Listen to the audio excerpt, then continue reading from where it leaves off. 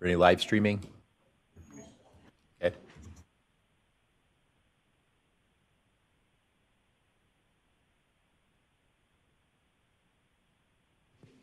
Testing, testing.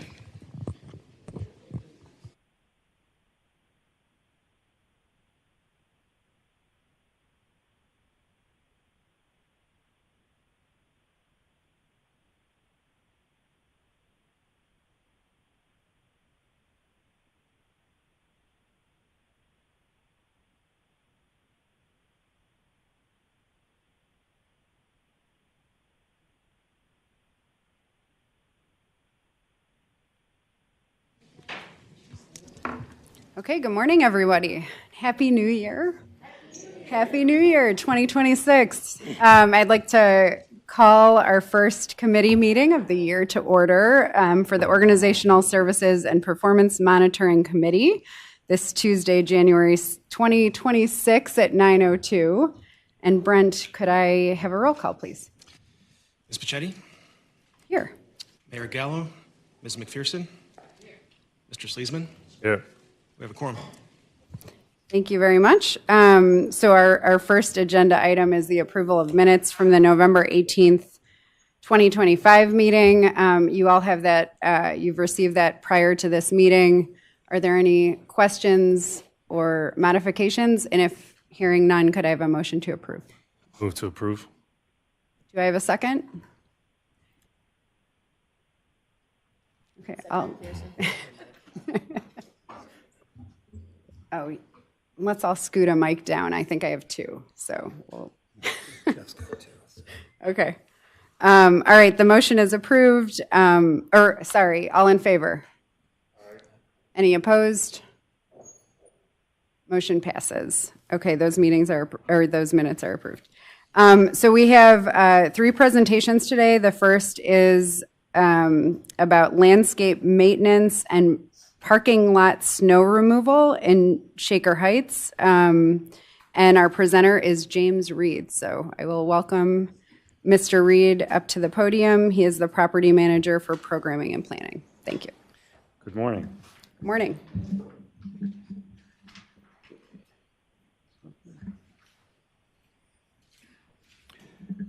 Chair Pachetti, members of the committee, and members of the board. My name is Jim Reed. I'm the property manager here at RTA.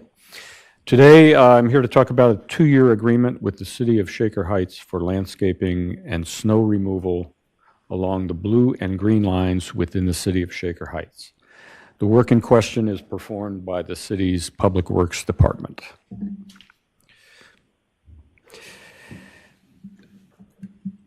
This arises out of the 1975 acquisition of the Shaker Rapids system and a subsequent 1982 agreement for the provision of landscape services and setting out a series of 3-year maintenance agreements. The location are the median areas along Shaker Boulevard and Van Aken Boulevard, as illustrated in this slide. Does not include Van Aken Station, does not include anything west of the Shaker Heights city line. The area is approximately 77 lineal miles of median area, and it is up to 58 feet wide on the Shaker Boulevard right-of-way and 80 to 88 feet wide on the Van Aken right-of-way. Last year, the board approved a 1-year agreement, which was shortened due to Shaker's pending labor agreement with service personnel, which rates affect this agreement. This is a proposed 2-year agreement, which will allow us to return to the triennial schedule. This is a list of the services to be performed under the agreement. It's pretty much soup to nuts, taking care of all of the grass, all the mowing, the cleanup, and the landscape beds along those 2 lines. There are several benefits to this arrangement for GCRTA. We reviewed these costs pretty diligently, and they are found to be comparable with what we could negotiate with other landscaping contractors. Shaker Heights has all of the necessary staff, equipment, and management in place. And any complaint calls go to the Shaker Public Works Department, saving the time and expense to respond to those calls. Shaker Heights also bears the risk of any contingencies that would increase the cost as we go through this contract. For 2026, we will have a total expenditure of $277,915.81, plus an additional cost of $33,604.90 for the one-time planting of landscaping in association with the Shaker Shelter Project. For 2027, the total expenditure will be $283,127.40. The two-year average under this agreement compares favorably to our 2025 cost under the last contract, and we're experiencing less than a 1% increase. Staff recommends approval of an agreement with the City of Shaker Heights for the provision of labor and materials for all landscape maintenance and snow removal for a two-year term at a cost of $311,520.71 in 2026 and $283,127.40 in 2027. I'm available to answer any questions you might have. I welcome any questions from the committee. We have 2 members here today, or other board members. Sounds like a solid plan. Good proposal. Thank you for the presentation. Thank you. Thanks. Yes. Okay, so our next, I don't think there's any action. Am I right about that? It's just the, We would need it to be moved to the full board. oh, okay. So do I have a motion to move this to the full board? Motion. And a second? Second. Okay, all in favor? Aye. Aye. Any opposed? Motion passes. All right, so our next presentation is on non-rail and Healthline landscaping. And our presenters will be Alicia Turner and Don Scavankara. Am I saying that correctly? Okay, thank you. Go ahead. Svenkara. Svankara, thank you. Good morning, Chair Pichetti, committee members, members of the board, and Ms. Birdsong-Terry. My name is Alicia Turner, and I am presenting on behalf of Dave Basso, the project manager for the non-rail and Healthline landscaping services. I will begin today's presentation with an overview of the project scope. I am joined by Don Svenkara, who will present the procurement overview. Landscaping supports the authority's public image and compliance with applicable laws and regulatory requirements. The authority does not have the specialized equipment or in-house expertise to maintain the non-rail and Healthline sites to the required standards. A professional contractor is required to deliver consistent performance across a large multi-site footprint. The service footprint includes non-rail operating facilities, transit centers, parking rides, and bus loops across the system. The Healthline includes multiple stations and landscape corridor segments. The core services for both non-rail and Healthline include weekly turf maintenance and edging, planting bed maintenance and weed control, spring cleanup with the completion date of May 1st, fall cleanup with the completion date of December 1st, mulching with the completion date of June 1st, and pruning of trees, shrubs, and bushes scheduled and as needed. I will now turn this over to Don Svenkara. Good morning. I'm Dawn Svenkara, and I'm going to give you the procurement overview. The request for proposal was issued on October 12th, 2025. It was accessed by 33 interested parties. The proposals were due November 10th, 2025, and 2 firms proposed. Do you have to?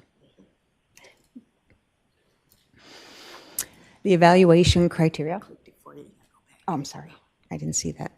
The evaluation panel consisted of service management, rail district, quality assurance, administration and external affairs, office of management and budget, and procurement. The evaluation criteria was qualifications, past performance and experience, understanding of scope and approach to providing services, project management and ability to monitor, track work, understanding GCRTA's needs and performance of similar projects, and cost effectiveness. The recommended firm, let me put these on. The recommended firm was ESK Landscaping Services, a full-service contractor based in Valley View. They support large multi-service operations across Ohio, Pennsylvania, and West Virginia, and have the staff, equipment, and management structure in place to do the work effectively. They also have experience with municipal and infrastructure-related clients and use digital work orders and GPS-verified tracking, which improves performance monitoring and accountability. Other clients include the Ohio Department of Transportation, Ohio Turnpike, and the Infrastructure Commission, Northeast Ohio Regional Sewer District, Cleveland Hopkins International Airport, Cuyahoga Community College, City of Cleveland, City of Talmadge, and City of Solon, and among others.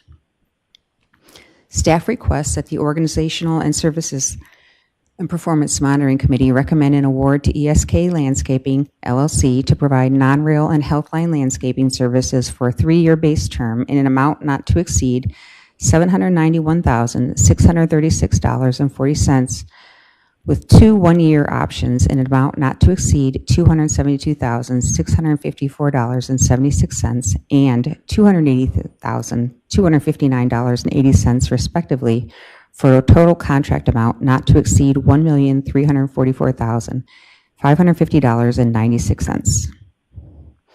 Any questions? Thank you very much for that presentation. I'll just, for context, I want to make sure I get this right. So if I understand correctly, this is one of 3 main landscaping jobs, if you will, for GCRTA. One is non-rail, one is rail, and then the other is related to the Shaker Heights work that was just correct. presented. Okay. And then this is a different firm than our prior firm, but the cost came in comparably, and your recommendation is that we move forward with this firm. Okay, great. So any questions? Yes, please. Good morning and Happy New Year. As a follow-up to Pachetti's questioning, can you distinguish for me a little bit, or maybe further clarify the difference in services between non-rail landscaping versus rail landscaping? Pretty much the same scope of work, just these are just the non-rail and the health line stations versus Jason Rosenblatt's area is anything where the train goes. So West Park, Triscuit Airport, all of those areas. Got it. And with the, and I'm asking this question because I did not see, for instance, like snow removal, and forgive me if this is my lack of understanding of landscaping services, but I'm not sure if that is just a separate service or if that falls within landscaping and that would fall within rail. All of our snow removal is done in-house. So this is just landscaping. Yes. Got it. Okay. That helps. Thank you.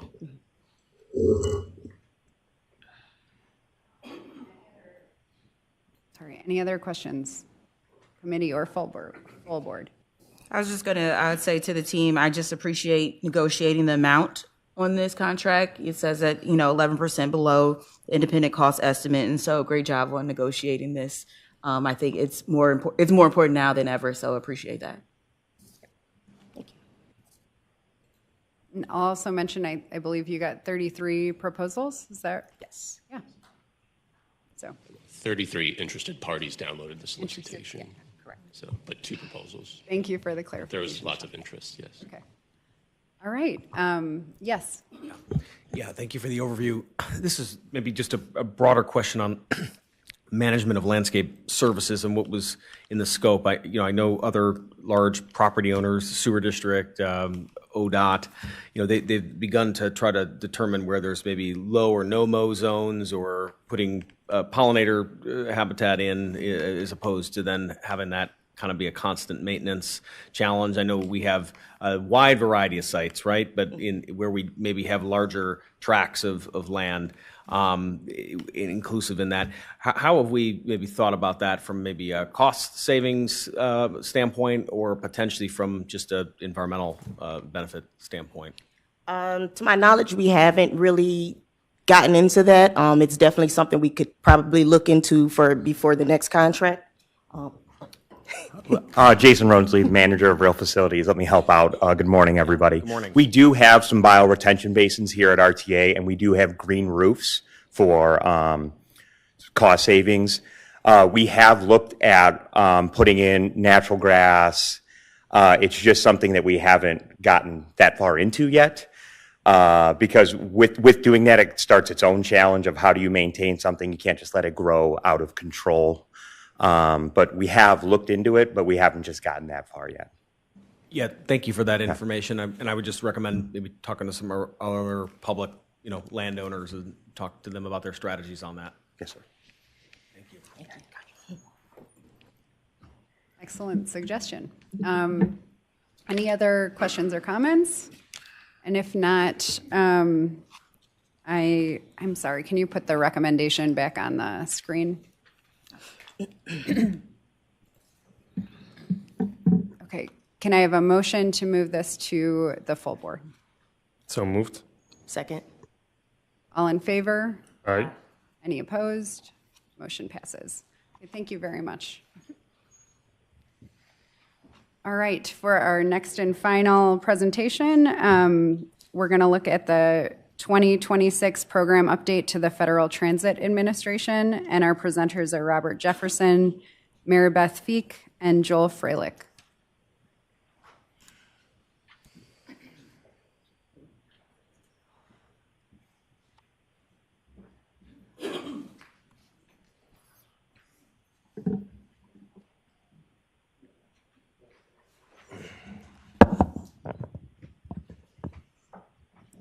Good morning, Chair Pachetti, members of the committee, members of the board, and Ms. Barry Song Terry.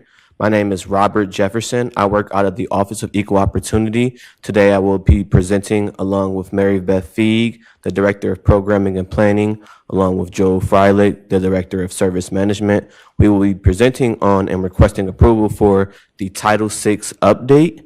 RTA's Title VI update, with the approval from the committee, a resolution will be presented to the Board of Trustees at the January 20th board meeting, and this will enable RTA to comply with federal regulations under Title VI. So for today's presentation, I'll be discussing what Title VI is, what it means for GCRTA, who is responsible for the Title VI update, and what are the requirements for Title VI. So Title VI derives out of the Civil Rights Act of 1964, and it states no person in the United States shall, on the grounds of race, color, or national origin, be excluded from participation in, be denied the benefits of, or be subjected to discrimination under any program or activity receiving federal financial assistance. So this deals with our customers and the public. And then what is required out of GCRTA? So every 3 years, it is required that GCRTA performs a Title VI update, and then must comply with FTA circular regulations. And then from there, there's a presentation to the board for approval, and once it is approved by the board, it's submitted to FTA. And then what does this mean for GCRTA? So the main point of Title VI is to make sure that we are serving all customers regardless of their protected class. We have to make sure that they receive the benefits and services available, and to make sure that it's fair and equitable. And to do that, we have to make sure that we're providing sufficient services all around for members of our communities. This looks like members and customers being able to have say and opportunity to participate in our planning and decision-making in terms of where our services are located, and making sure that these decisions are consistent with the Title VI regulations. Also, an important part of what we do is handle complaints and accommodations out in the public, and we have to make sure that if we do find any errors in our complaint process, we have to make sure that we are conducting corrective and remedial action is taken. So then who is responsible for Title VI? This would be the Board of Trustees, the General Manager and CEO, the Chief Civil Rights Officer. For us, the Chief Civil Rights Officer and the CEO are one and the same. And then the Senior Manager of OEO, ADA, and Organizational Culture, Felicia Brooks Williams. And then management and all employees as well, because we have to make sure that we're training all of our management and employees on best practices to serve our customers, to make sure we are reducing our complaints. And then who implements Title VI? So GCRTA's Title VI team consists of the Marketing and Communications Department, the Office of Equal Opportunity, the Department of Programming and Planning, and the Department of Service Management as well. And then there are general requirements that come from Chapter 3 and Chapter 4 of the FTA circular, and we're going to go over those and what they look like as well. These are key relevant Title VI requirements, so all of them are not listed that are in the program update, but we are touching on the main ones, which include to maintain a Title VI program, the Title VI notice to the public, RTA's complaint procedures, the public participation plan, and the language assistance plan. So GCRTA's notice to the public, this slide and this picture shows what it looks like. It's in English and in Spanish to comply with FTA regulations. When we're looking at our notice to the public, it's important that we're putting our customers on notice of their rights under Title VI.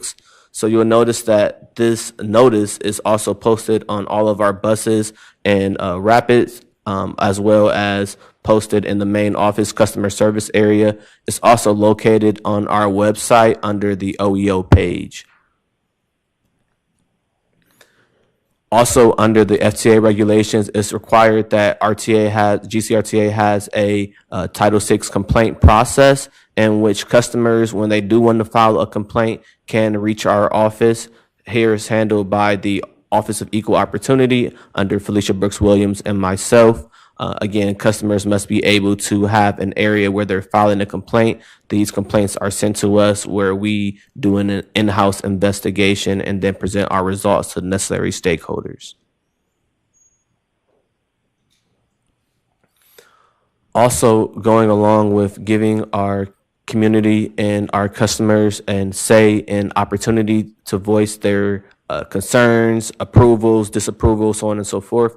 We have a public participation plan, and this ensures that all community members are being heard. This looks like our CAC committees, our community partnerships, public surveys and feedback forums, public hearings and meetings, community outreach and engagement. And again, the main point is making sure our community is heard in these forums. Now I'll pass it off to Mary Beth Feed. Good morning. My job today is to talk about the language assistance plan, and I want to give kudos to Muriel Bowen, who was a planner who did a lot of this analysis. Basically, the language assistance plans helps us equalize languages for people who do not speak English very well. And we want to make sure that the diverse populations within our community in Cleveland and Cuyahoga County are communicated and can participate in our services, as well as know their rights under the Civil Rights Act. So we translate all of our vital documents. We have them on the web, and we have a book of the vital documents that we've determined vital to RTA in Spanish and in English. Spanish language speakers are the highest proportion in our county and in our city.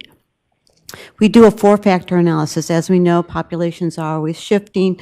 Immigration is always continuing. It's a process that doesn't stop. It's not static. It's very dynamic. We can point to groups of people that come into our county and settle. However, we do 4 factors. It's not only the people that are coming in, but the proportion of LEP eligible or likely to be served. Those that we see as we serve the public that we are coming into contact, our transit police, our CIS, and our other people that deal directly with the public. And then the importance of the programs and activities that we provide to the public. as well as how much we can afford. Would we love to translate everything into every language available? Of course. Do we have the capacity or the financial wherewithal to do that? Probably not. And let's just target and concentrate on those populations that we really need and we see every day in our services. So this is our general LEP. People do not speak English very well. It's important to note that this comes from the census or the ASCE, where people check, do you speak English very well? And if they say no, then we dig into what the populations will be. As you see, Spanish speaking is the highest, concentrated in the heat map, but there are other populations that we continually monitor. Second to Spanish is Arabic, Ukrainian, Chinese, and French. So we're looking at those to make sure that monitor whether or not we're seeing them and whether or not we should begin to pivot and perhaps provide translation into Arabic, into Ukrainian, Chinese, and or French. So that's what they are. Right now we're monitoring it, and we're looking to see what we may need. We also have a website, click if you do not want Spanish. There are other languages that we can translate into. So with that, we're on to the transit provider requirements that Joel Freilich will discuss. Thank you, Mary Beth. I'm Joel Freilich, Director of Service Management, and this work was prepared by the Service Planning section under Jeff Macko within my department. So for as long as we can remember, we've been required to prepare a report every 3 years that looks at our service following the format in the current circular and the circular before that to just identify, is our service equitably distributed? And each year we have found that it is equitably distributed, and that's no surprise because we've actually used Title VI considerations as a criterion of our service development and service planning process, and we've always considered Title VI compliance when we're making service changes. The methodology is spelled out in the circular. And in fact, we had the benefit of a visit from federal FTA representatives just a few years ago, maybe more than a few. But they sent a large team here, and they spent quite a few days here riding our buses and trains and observing how we do things. They gave us a few pointers, but and we made those adjustments. And so now we have additional confidence that what we're doing complies with the circular. So we analyze how do we assign our vehicles. One of the origins of this whole Title VI process was that there was a transit system in New England that had made a habit of assigning their newest buses anytime they got new buses, the first 3 years they kept them out of the inner city routes because they thought that they might be vandalized there. That was challenged, and the Federal Transit Administration said, you can't do that. So we do monitor our vehicle assignment. We monitor the loads on the vehicles to make sure that that's equitable. We can't have, if we found all of our overcrowding complaints were coming from minority neighborhoods and none from somewhere else, that would be a concern. We monitor the vehicle headway. Is the frequency done according to the demand and not according to some violation of Title VI? How about the amenities? Are our bus shelters and bus stops equitably distributed? What about the levels of service? Is that equitable? Transit access, is it good in minority areas, at least as good as in minority areas, non-minority areas? Supervisory zones, do we allocate our supervisors who patrol and assist in an equitable fashion? There is another requirement. Whenever we have a major service change or a fare change, we must do a Title VI analysis. And we've got to make sure that the changes we're planning to make are equitable and don't discriminate. This deals with just basically the fair and equitable access to transportation, service and fare equity. How do we distribute our services? We've got to ensure compliance with Title VI and identify any disparities. I'll bring this back to you. Thank you. So in conclusion, GCRTA must follow all of the Title VI requirements in order to be in good standing with FTA. And then all the information that we presented you today will be in the Title VI program update. And again, we are requesting that this committee approves and it is presented to the full board on the January 20th board meeting. Are there any questions? Any questions from committee members? No questions, just a comment of appreciation. This matters a lot. I'm sure there's plenty of transit authorities that treat this as kind of a routine check the box item, and we shouldn't. And so I appreciate the work and actually upfront planning ahead of time with our service and what goes into this. So thanks. From the full board, anyone? Yes. Comments or questions? I have a question. Trustee Elder, again, thank you for this robust presentation. There was a lot of great information presented to us today. I do have a few questions, so bear with me. So just as far as having this Title VI update, did FTC actually implement changes, the reason why we're presenting this as an update? So every 3 years, it's required that we provide an update on what we're doing under Title VI. Okay, so this is just solely an update to FTC that you're bringing before us so that we can approve it? FTA, Or correct. sorry. FTA 2026. We have a lot of acronyms. Yes. Okay, so that makes sense. I just want to make sure that there weren't actually any federal changes that were implemented and that we were trying to meet those requirements. Yeah, so Robert is correct as far as the requirement by the FTA. We remain consistent, and what Trustee Sleesman said was absolutely accurate. It can easily become a check the box, but we probably, and we've always held it at the highest standard here, but taking a more robust approach, if I could say that, to how we approach Title VI and how we approach OEO and ADA and all of the sometimes looked at as exclusionary categories, but really they're inclusive categories to our ridership. In previous years, we had our general counsel serve as the civil rights officer. That switched over upon retirement of that individual, who had been here for over 20 years and doing a great job. We have Janet Murney serving in that capacity. Before the transition over to Janet, I requested that I take over that position. I think it is important that we have the CEO accountable at the highest level of management to make sure that we continue this kind of effort and it doesn't fall in between the cracks, regardless of what happens downstate or within state, because it is our ridership that we have to be accountable to. So we actually meet, and the team kind of giggles about it sometimes. We meet more than required by the FTA. So the report outs that we have are between 3 and 4 times a year. So really there's almost a 3 or 4 monthly meeting that we have when we dry run, and they're very patient with me because I have a million questions. So don't be shy at all. And I think our team has done a phenomenal job of really working together and deep diving into the issues that matter so that we can make sure that we are always equitable in our service analysis, far and beyond what is expected of the FTA. And I think that's the expectation that the board has too, that we go above and beyond when it comes to these things. And so I do appreciate the work of the team. Another point that was mentioned in the presentation was the language access area.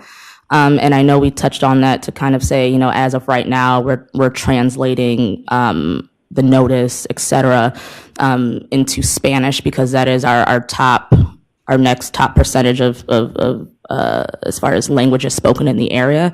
I am interested to know if you have it, and if you don't have it right now, then we can talk about it later. But I'm interested to know the percentage of Arabic speakers as compared to Spanish, especially as we look forward and considering translation services for that language. The heat map demonstrates what that is, but it's hard We can to go. read. Can we go back to that slide? Yeah, I'll go back to it. Oops.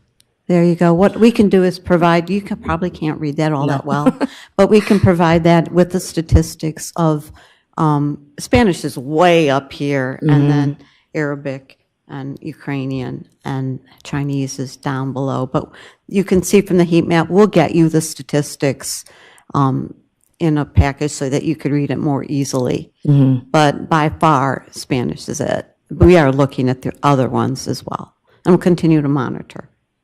Nice. And then I'm also interested to know what translation service we use for these things. We have one that we use through CSU.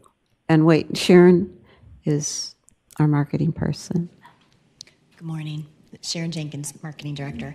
We do have a contracted service with a translation vendor, and that's what we use primarily for materials. We are looking to negotiate another contract for this year, and we will include inquiring about interpretive services as well as translation. Nice. But it is available.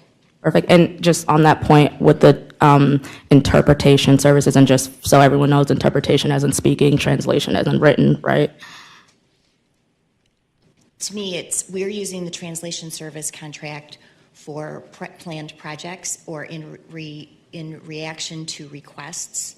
So that generally is a 24 to 48 hour window of response time. So what I'm interested in looking at is the ability to translate or provide interpretive services more readily. And so I don't know if our previous contractor was able to do that. We haven't had that need very much, but that is something that we are looking at moving forward, is to be able to be in real time responsive and have, we do have some Spanish speaking staff, so that portion is taken care of. Sure. But for other languages, if we can have interpretive services. And on our complaint services, we do in the full report show how many Spanish, and by far Spanish has been actually maintaining the same 0.02, 0.03, 0.02 over the last 3 years. So Spanish is number one.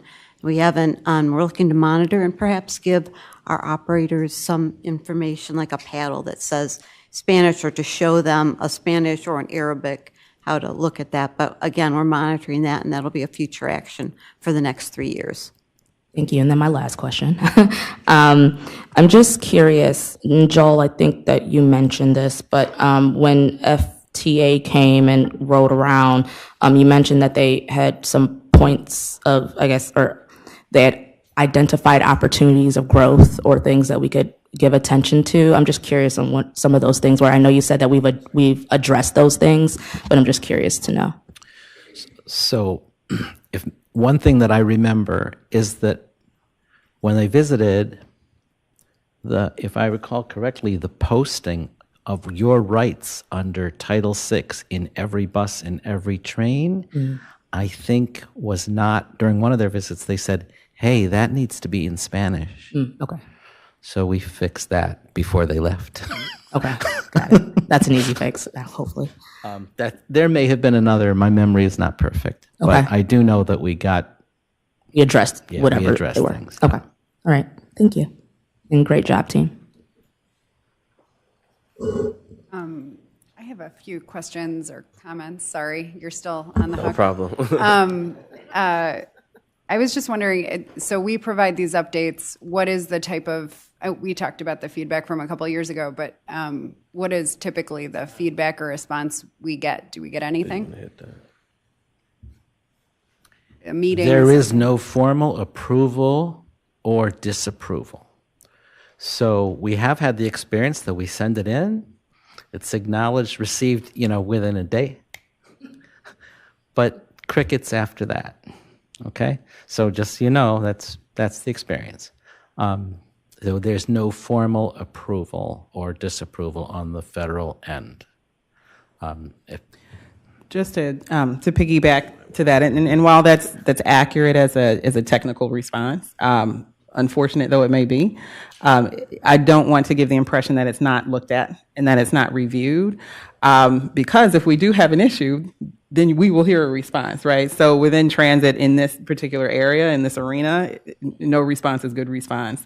I will say that also this team meets quarterly with the FTA Region 5, which is the region that we are underneath. FTA, the Federal Transit Administration, is a nationwide sort of entity for public transit, but we are designated almost like through regional offices. So Region 5 is a lot of the Midwest and that kind of thing. We meet quarterly, whether it's in person or a back and forth of virtual. And we go through things that also include, of course, capital projects and operations and how we're doing on small starts and that kind of thing. But DBE is also another component of it.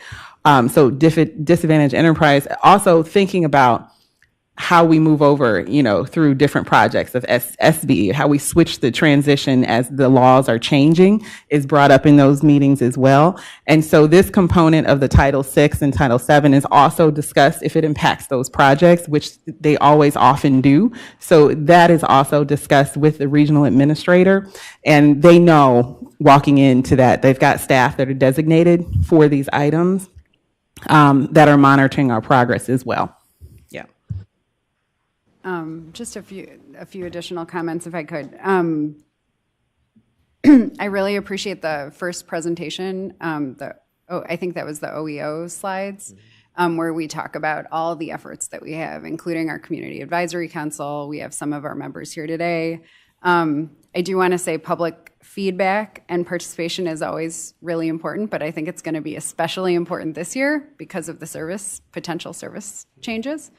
And so I just think that's really important to keep front and center, is that's happening real time, and we are going to keep a focus there.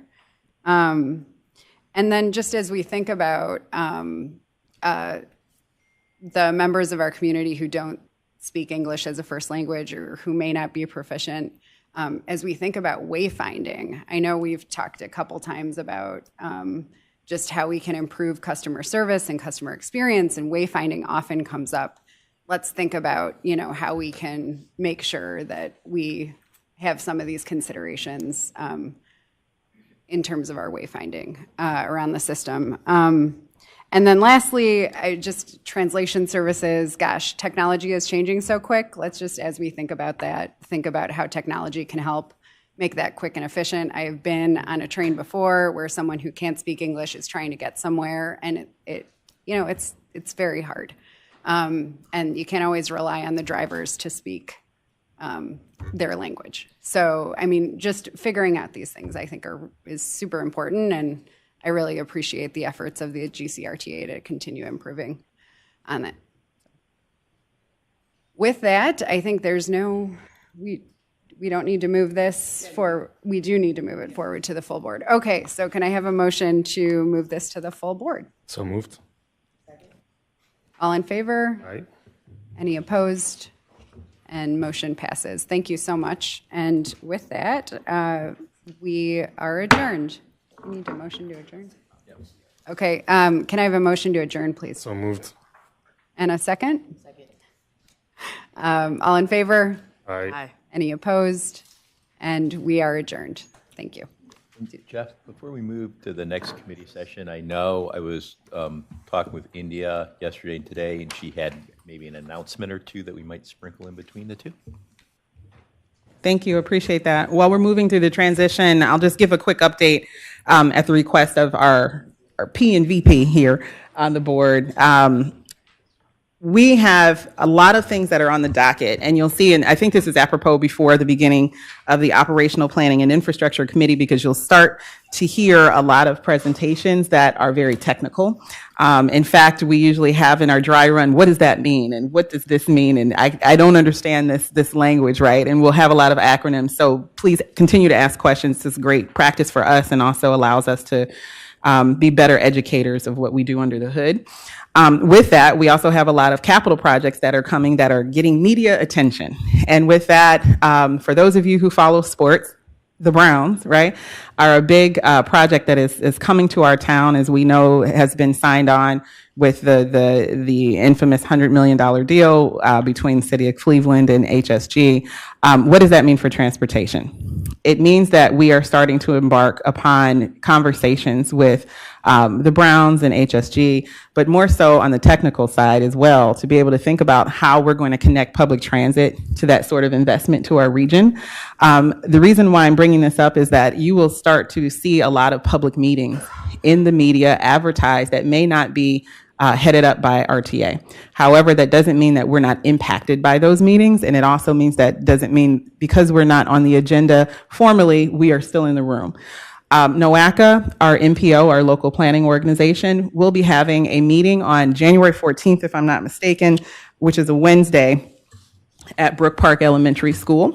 It has been added to your calendars just as information if you'd like to attend. It is open to the public. We will have members of our planning team, our engineering team, and operations and external affairs there as observers.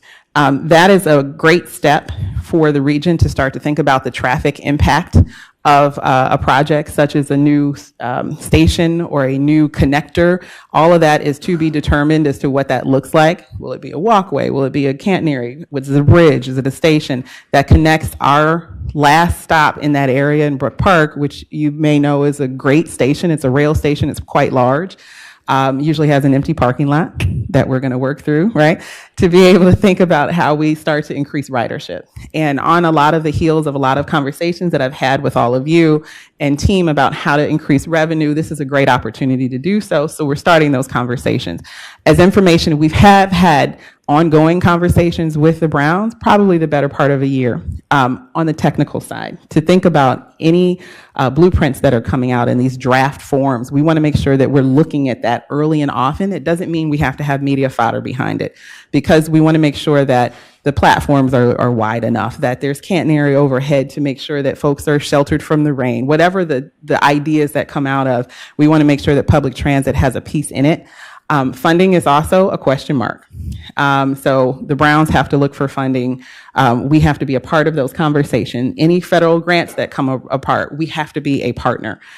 So we have to be able to work through all of that. We are not there yet. However, we're starting those conversations and just wanted to make sure that you're aware, and there is an opportunity to have input, but that is through NOACA. That is the public project planning review. I'm sorry. They have a TIP and a STIP, which is basically a statewide transportation improvement program. We have a lot of acronyms, but that's their process to be able to start to have the community input. It's a great opportunity to ask questions, to be able to think of roadways and wayfinding and impacts and all of those things. They will gather that information and then start to compile it in order to think about how the funding plays a part in all of this, but we are at the very beginning. So we just wanted to give you that update just as information. If you have questions, feel free to reach out. Mike Shipper is a great person to be able to ask. Carolyn Young on the funding side, of course, Mike on the engineering, Doc on the operational, and we're happy to move forward and take questions as you need. What was the date again for the meeting? Sure, Wednesday, January 14th, and it should be at Brook Park Elementary School from 6 to 8 p.m. And for your convenience, it is on all of your calendars as well, so just hit the yes, I almost said the like button, but the yes. And you also emailed out the actual meeting announcement too, as part of that. Yeah, just scan your emails from Brent. Great, thank you for that announcement, and hope to see everyone on the 14th. And with that, I will call to order the Operational Planning and Infrastructure Committee meeting at 9:49. Could I have a roll call, please, Brent? Mr. Sleesman? Here. Ms. Pichetti? Here. Mayor Gallo? Mr. Love? Here. We have a quorum. Thanks. Our first item is the approval of the minutes from December 2nd, 2025. Do I have any comments, revisions, concerns about those? And if not, I have a motion to approve. That's a motion. Second. All those in favor? Aye. Any opposed? Those minutes stand approved. We have a few presentations this morning. The first is an RFP procurement, a presentation of a competitive procurement for a consultant to update our strategic plan. And presenting on that will be Mary Beth Feek, back to the podium, and Drew Dimmick. The floor is yours.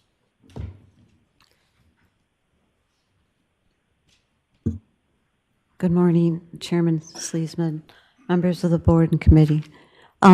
Today is a great day that I'm going to give you an opportunity to look at an update of the framework for our future, which is our current strategic plan.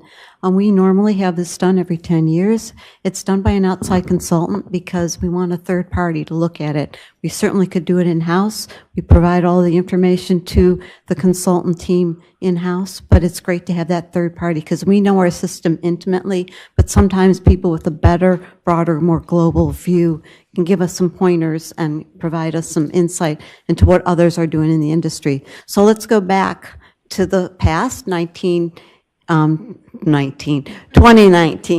and look at what we did back then, the framework for the future. Back then, we were taking a pause. We had a lot of stuff going on, a lot of projects that were sort of at a tipping point, and we looked for an overarching plan that provided what we called the pillar studies, the rail car procurement program, the fair equity study we did, the next gen, which is our service plan that we updated, a financial analysis done by GDP, and an economic impact analysis done by CSU. All those were done. This sort of wrapped them all together in 2019. And then, so now, jump ahead, the pillar studies are done. The rail car, first one comes in June. Next gen's been operating. In fact, you saw some analysis of what NextGen has done for our ridership just a few months ago. The traffic metrics is underway. We have that internal plan that we're looking at, the traction. And we have a lot of new data. We have APC, we have the onboard data, we have customer and community surveys that we have available to us. Back then, we did not. But a lot has changed since 2019. There was this thing called COVID that really took us under. And now we're trying to regroup and create a plan that really meets us where we are and more importantly goes where we need to be. So back then, and you've seen this in the couple of our plans and our analysis meetings that we've done with the board, these are our key initiatives. And back then, people wanted to improve where we went. We wanted to do the next gen. We wanted to keep engaged with technology, address funding challenges because we're always going to have them, and partner to support vibrant communities. So that's where we were. But what was missing, what you told us at your retreat is, where's safety? What about TOD? What about our employees? How do we get to where we want to go? So a revision to this plan will provide you an update, and at those retreats, we give you an update. We look every year for an update of what we've done and where we're going in the next year. We're going to provide this, and it'll be graphic, and it'll be beautiful, and you can read it more than a multi-page spreadsheet that we provide. We'll also edit the goals. I haven't seen an autonomous vehicle in Cleveland, perhaps you have, but we're going to take off autonomous vehicles. And we've edited a few things. And we're going to establish our goals for 26 and beyond and use the same verbiage and language consistent with our traction metrics that you see. TOD, we're going to put it on the plan. We want to create a chapter that tells us how to grow that, how to reinforce what the county has done, the 15-minute city the city's working on. Right now, we're working with the city and their consultants on creating plans for somewhat vacant parking lots along the red line, so we can really utilize them, as well as keeping in mind that everyone's going to be riding the red line after 27 because they'll have new rail cars, as well as the light rail stations. So we want to prioritize those efforts, not only in the planning sense of typologies and where they are in the communities, but also how do we measure our success in TOD? How do we measure how many units we do? Do we need a measurement for affordable housing? We'll want to reflect the transactional market-driven dynamics along with those policies and plans that we want to look at. Priority corridors, this is probably the most important thing that came out of our last plan is where they are. These are our high-frequency networks, as the city said. They have not changed. But we want to look at them. Have they changed? Can we revise them? Are there segments of routes that we're missing? Hingetown has come above. St. Clair is looking at a lot. That's a high ridership. Are there segments of those? Fulton on the 45 is a high segment. Can we look to create them? And what should we look at next? Right now, you've got 25th Street that's in design. You've got Broadway that you'll see next month. That corridor study is planning. We've got Lorraine that's coming out next. What should be the next one? Should it be Kinsman? Should it be Warrensville? Should it be Detroit? This will help a consultant look at it, as well as the right-of-way is all different. Sometimes it's 60 feet. Sometimes it's 110 feet. Sometimes, most of the time, it necks down. What should we have curbside stations? What should those amenities be? What should BRT look like in the Cleveland area and in those specific corridors? This will help us answer those questions.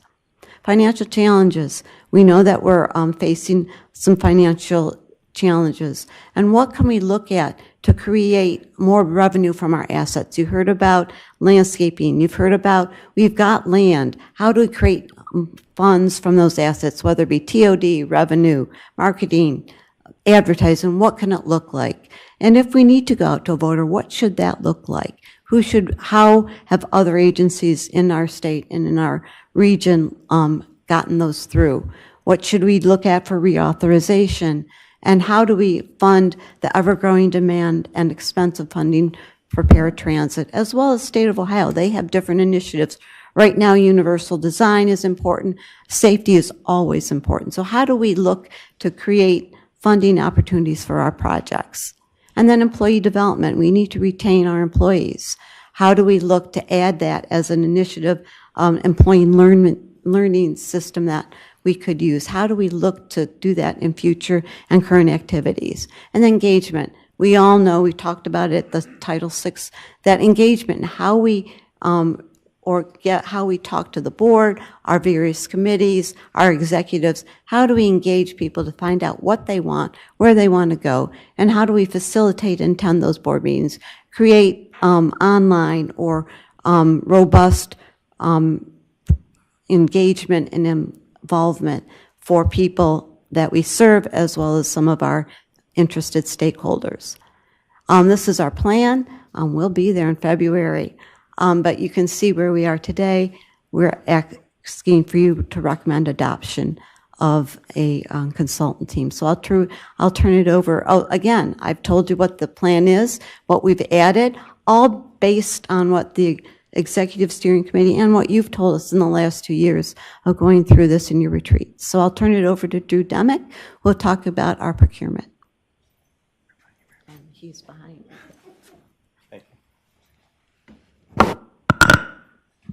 Good morning, Chair Sleesman, members of the committee, and members of the board. My name is Drew Dimick, and I'm the contract administrator for this RFP. The request for proposal was issued on October 5th, 2025, and was accessed on the GCRTA website by 87 interested parties. Proposals were due on November 4th, 2025, and 5 firms proposed.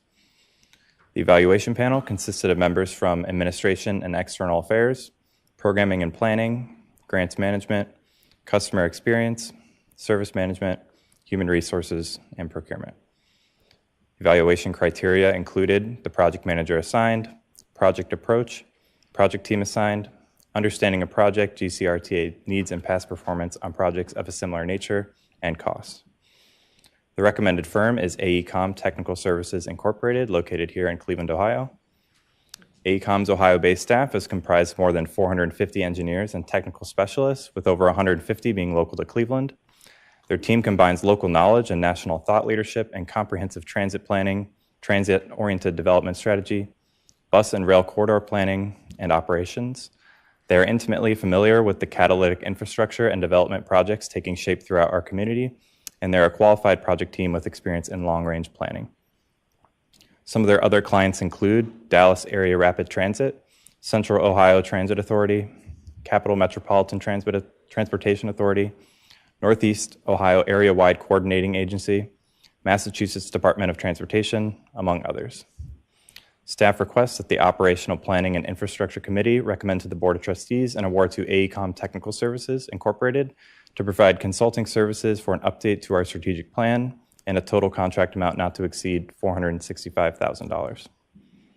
Happy to take any questions at this time. Thank you very much for the presentation. I'm excited about this. Are there any questions or comments from the committee or the board as a whole? I am wondering how this compares to our prior contract, or the cost of the prior contract when we did that 2018-2019 plan. This is actually $123,000 less than the last one. One of the reasons is because we don't need as much engagement. It doesn't have to be lots and lots of meetings out in the public. This is more doing it online, doing it smarter, working smarter and more efficiently. For example, the board retreat will be there, and that's already planned. We have a staff retreat that will be, which our consultants can attend that as well, rather than having separate meetings, just combining it and working smarter.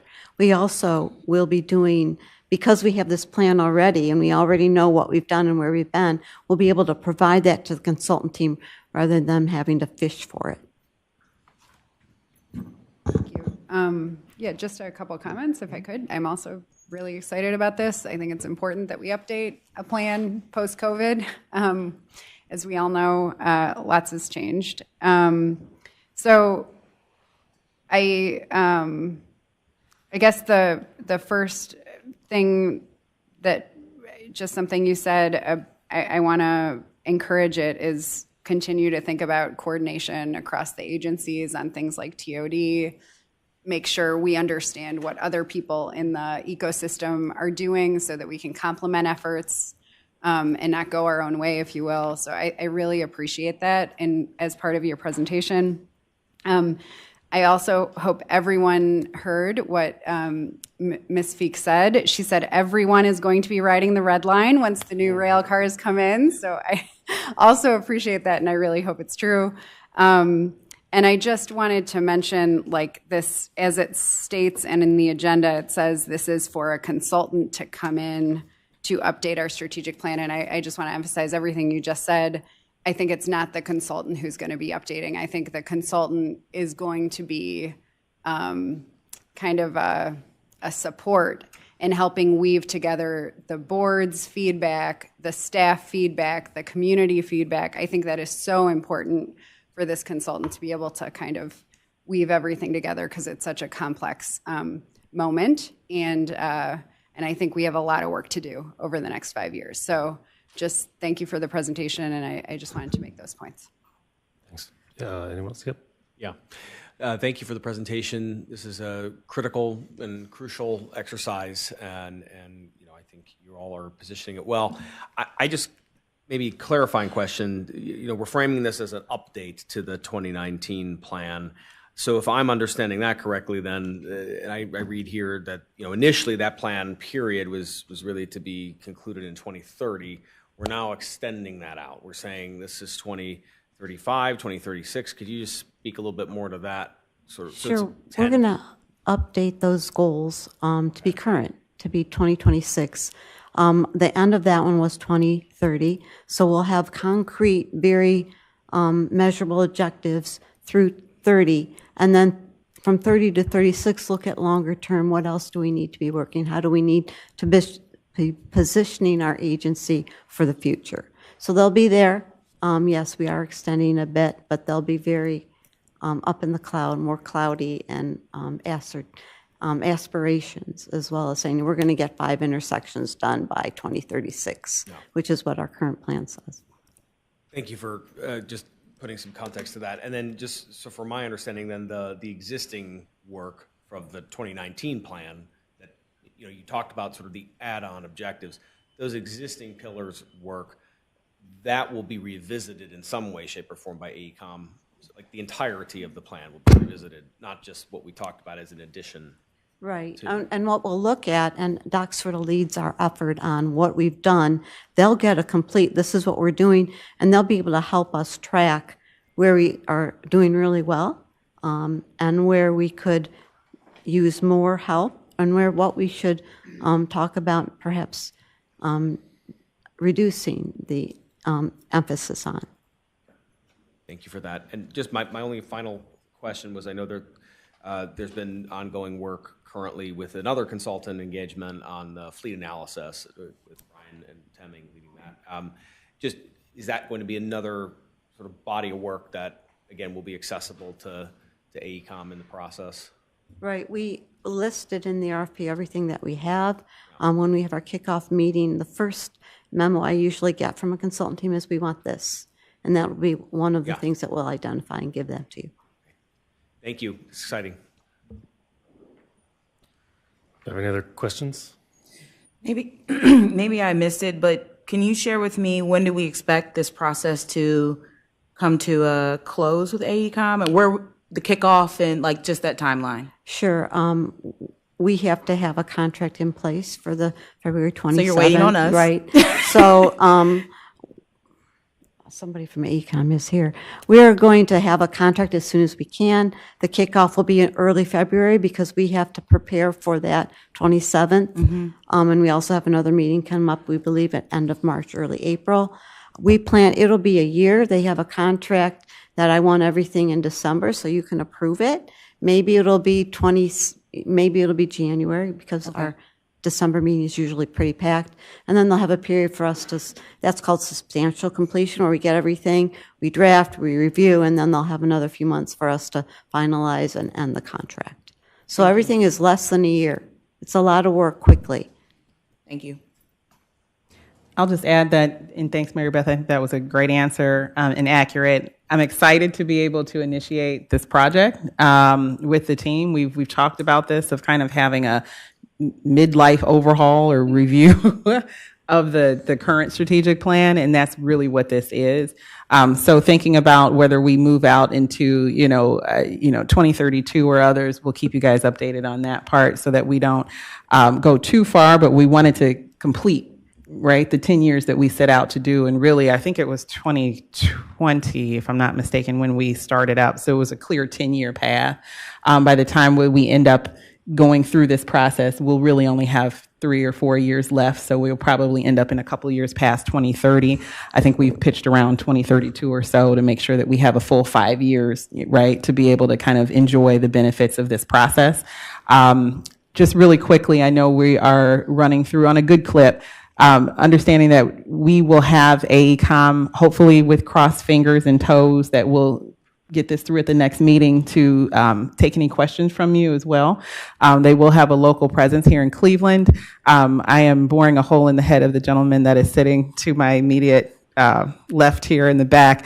Just because you're here, if you had any words for us today, we're happy to hear from you. Otherwise, we can wait until the 16th, I believe, is our next meeting. Oh, come on up. So we'll preempt you with a little bit. Tell us where the heat is. Thank you, Board. My name is Chris Urban. I'm with AECOM, located here in Cleveland, downtown Cleveland, Ohio. Just really appreciate the opportunity to be here today and for the consideration by Mary Beth and Drew for the selection committee, for the recommendation, and looking forward to the work that we have before us, but appreciate the opportunity to be here today and the opportunity to be considered for this very important, critical step for RTA and for the greater Cleveland community. So thank you. Appreciate that. Just a piece. I wanted to also emphasize that they will have a local presence, and that really was the reason in having Mr. Urban here, to make sure that you knew. AECOM, if you're not familiar, is a national company. They do international work as well, so it's easy to have a presence that may be virtual and not necessarily physical. That was a requirement of the contract, so we will have that local presence to help us along. Thanks for that. Thanks, Chris, for being here. Anything else from the board? Yeah. One very quick question. Just it was incorporated into our 2026 budget. Yes, it is in the capital budget for 2026. Thank you. Okay, great. And with that, we have a recommendation to move this to the board. Do I have a motion to do so? Motion, Love. And a second? Second, Pachetti. All those in favor? Aye. Any opposed? Great, this will move to the full board for approval at the next full board meeting. Our next agenda item is IFB procurement, a presentation of a competitive procurement for the reconstruction of the transfer table at Track 3 at the Central Rail Maintenance Facility. And the presenters for that are Derek Menke and Jonathan Lawley. Gentlemen, the floor is yours. Good morning, Committee Chair Sleesman, members of the committee, and members of the board. My name is Derek Menke, Engineering Project Manager, and I'll be presenting with Jonathan Lawley, Contract Administrator for the Central Rail Maintenance Facility transfer table at Track 3 reconstruction. So this project is located at the GCRTA Central Rail Maintenance Facility on Grand Avenue in the city of Cleveland. This picture shows the transfer table at the Central Rail Maintenance Facility. The transfer table brings rail cars from different tracks. There's a total of 9 tracks within the facility, tracks 3 through tracks 11, for various maintenance needs. The transfer table itself uses 4 rails, has four wheel, actually has 8 wheels, 4 drive wheels and 4 idle wheels. And then each railroad track, as we know, has 2 rails. Track 3 is where the interior cleaning occurs, mopping the floors, cleaning off the seats, inside of the windows, things like that. Currently, the transfer table cannot service track 3 due to it becoming stuck at the intersections of the track 3 and transfer table rails. So the track 3 and transfer table rail intersections were replaced in 2019 due to a broken rail. In that replacement design, the intersection geometry was flipped due to the architectural and engineering consultants' recommendations at the time. So within the shop, at tracks 4 through tracks 11, the transfer table rail is the continuous rail, which is how you see it on the left. And the transfer table rail would be the rail that goes across the page or across the screen. And then the rail car rail is what's going into and out of the screen. When we replaced the track 3 and transfer table intersections, it was recommended for the rail car rail to be the continuous rail. And then that creates, that causes the transfer table rail to be the butt rail. That's disadvantageous for the transfer table wheels because the wheels have to navigate across a gap that becomes deeper due to the rail head curvature and then the edge radius there that you see in the gap. And just, by the way, that gap is required because that's basically the flange way for the wheel flange for the rail car wheel. That's would be going across the intersection. So this project would be to replace those intersections to go back to the traditional intersection that we have at tracks 4 through 11, where the transfer table rail is the continuous rail. The transfer table is more sensitive to the gap than the rail cars because the transfer table drive wheels are all on the same axis. So when one drive wheel is in the gap, all 4 drive wheels are in the gap. And that makes it harder for the transfer table to have traction to pull itself out of the gap, which it really only goes down maybe 1/8 of an inch at the most, but it's a very heavy piece of equipment, and so it's hard for the wheel to crawl out of that. The rail car wheels, the drive wheels are on multiple axes, so when you have one drive wheel in a gap, there's another drive wheel on solid rail, so the rail car doesn't exhibit the same problems that the transfer table exhibits with the gaps. That's why we want to go back to putting a priority on the transfer table rail rather than the rail car rail. So the construction of this project will include, but not be limited to, removing the existing epoxy grout and rail from the previous replacement, fabricating new rail intersections with a source inspection to ensure the intersections are the correct geometry, installation of the new intersections, pouring new rail grout around the rail, maintaining a clean work environment, and ensuring no disruption to ongoing rail car operations.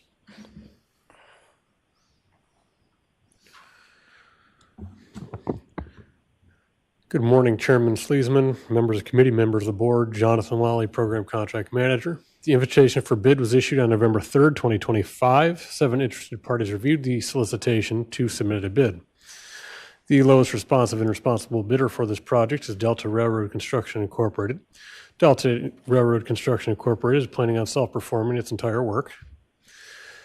Delta Railroad Construction Incorporated has successfully completed projects for the GCRTA, Maryland Area Rail Commuter, Pittsburgh Regional Transit, New York City Transit, Kansas City Streetcar Authority, among others.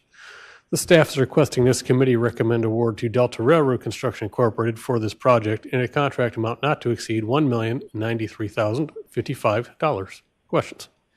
Thank you for the presentation, gentlemen. Do I have any questions or comments from the committee or the board as a whole? Yep. Good morning. Thank you for the presentation. This is going to be my attempt to weave through the technicality of the presentation. So for clarification, essentially what it sounds like is that we are going back to what the track looked like prior to the break, essentially. That is correct. Okay. And without getting into the details, I mean, I wish we could have just stayed there, right? So we don't have to now go back and fix what was done previously. But I mean, from your understanding, I mean, did we only transition from the continuous track to the whatever the other one was because of the break? And had we not experienced that event, we would have just stayed with what we had? Yeah, so the building was originally constructed in 1980, and then based on the designer at the time, that's how the intersections were created.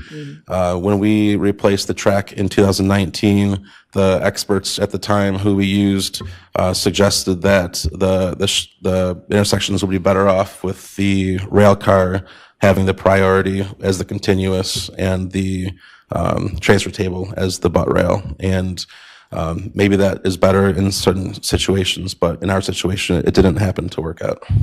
Understood. And I'm just assuming that with this change, new rail cars and everything will work just fine with what we're doing with this project. Correct. And the importance of this is right now, so you can't see the interior wash area in this picture because it's behind a brick wall that you can kind of see in blue over there. But right now they have to pull the rail car in, do the washing, and then either pull it through and use the yard on either the east end or the west end to then bring it in to tracks 4, 5, or 6, and then use the transfer table from there to bring the rail car in for maintenance at other areas. With this change to go back to the intersections the way they used to be, after an interior wash, they can pull the rail car forward onto the transfer table, and they don't have to use the yard to move it to a different track. Right, that sounds like a much easier task than what we're currently dealing with. So, correct. Okay, thank you. Any other questions? Seeing none, we have a recommendation in front of us. Do I have a motion to approve? So move, Pichetti. Second, Love. All those in favor? Aye. Any opposed? A recommendation will move forward to the board for final approval. Thanks, guys. Next, we have a proposed change order, a presentation of a negotiated change order to authorize additional construction services under contract number 2025-007 with RL Hill Platform Joint Venture, and to reinstate the general manager's change order signing authority. That presentation will be from Brian Temming and Anne Marie Prevish. The floor is yours. Great. Thank you, Chair Sleesman, members of the committee and board. My name is Brian Temming. I'm Manager of Quality Assurance for the Engineering Division. I'm joined with Anne Marie. I'll do a quick overview of the proposed change order, and then Anne Marie will take over and do the change order summary. So just as a current update on the project, the current contract amount with one authorized change order is $10,481,779.86. The notice to proceed for the project was May of 2025 with a current final completion of August of 2026. The change orders approved under the current sign authority was $497,190.86, and the limit for change orders on this project is $500,000. The previous change order that was approved was for the installation of a permanent earth retention system. Originally, we had a shoring system as part of the project. Due to the soil conditions and site constraints, it became a little more extensive than we initially anticipated. So this is just some pictures of that system going in. As you can see, there's a couple of heavy crane operators out there where they drill in these H piles and set these steel beams within the earth, and then this wood legging system goes on top of it. On top of the wood, there'll actually be the new retaining wall will be constructed. Proposed change order number 3 is for relocating mini-high platforms and also adding a small platform extension. This change order was initiated by the GCRTA based on our ADA boarding and lighting of our trains. Our current operation is we boarded our ADA customers on the last train car of a multi-train consist. That was because we had door operators in those back cars or conductors. With the new operations and the new rail fleet, the decision's been made that we want to load the ADA customers onto the first train car. With that, in order to accommodate at this location, we need to, on the westbound platform, we're going to move the mini-high to the opposite end of the platform. On the eastbound, we're going to slide the mini-high west and add a small platform extension. So this kind of graphically shows that. The red on the north side, that's where the current mini-high was laid out. Green will be the new location, again, so it'll accommodate the first train car and then allow the other train cars to be berthed at the platform to board and load as we're loading 88 customers at the same time. On the south side, the yellow is the general location where the existing is. We actually slid it about 6 feet, and then we're adding that small platform extension to catch the second train car. The reason we didn't just flop the mini-high to the opposite end is we get into the bridge retaining wall, which is a much more extensive construction endeavor. With that, I will turn it over to Anne-Marie to go through the change order summary. Good morning, Chair Sleesman, committee members, and members of the board. My name is Anne-Marie Prebish, and I'm the contract administrator for this procurement. The change order summary, $2,807.14 remains in the general manager change order authority. Proposed change order number 3 is for a negotiated amount not to exceed $67,550 and will extend final completion date 34 calendar days to September 23rd, 2026. Proposed change order number 3 has been reviewed and approved by the change order committee. The recommendation, staff requests that the Operational Planning and Infrastructure Committee recommend approval of the proposed change order to RL Hill Platform Contracting Joint Venture in a negotiated amount not to exceed $67,550, resulting in a new total contract amount not to exceed $10,549,329.86. This change order will also reinstate the general manager's change order authority to $500,000 and extend the project 34 calendar days. Brian and I are happy to answer any questions you may have. Thanks. Any questions from the committee or the board as a whole? Yeah, I do have one question, and I'm not going to be very articulate. It sounded like the reason for the boarding on the rear end of the train was because there was someone close by or the driver was close by, and so I just wanted to understand what the implications are. The way we run it now is if we have more than one light rail train, we actually have an operator that's in the other 2 cars. I don't know if they're classified as operators or conductors. Yeah, I'll take it. I might get all the terms wrong too. So. Good morning. I'm the easy interpreter for the organization, the glossary. Yeah, so if we're on a light rail system and we have 2 trains, there's always a conductor on the other train who's managing the door operations in the back train. Historically, we used to always run 2 cars on the light rail. When we go to the new cars, one will be able to operate those back doors with cameras and computers, so we won't need a conductor. But more importantly, when we're operating a train, we want the 88 customer to be on the train with the operator. So should there be something that occurs, the operator can easily get to them. In the old way, the person would have been in the back car, but there would have been an RTA employee there.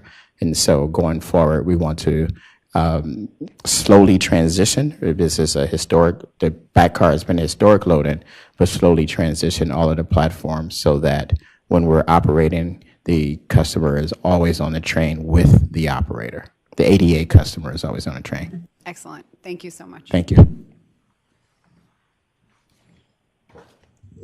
I have one question. So this is my first time, I think, seeing the term mini-high. Is that just is that a particular kind of platform? Are all the platforms made like that? Is that like a, what is it? So what we do is for our ADA customers, because our platforms are light rail are down low and the floor of our train car is up higher.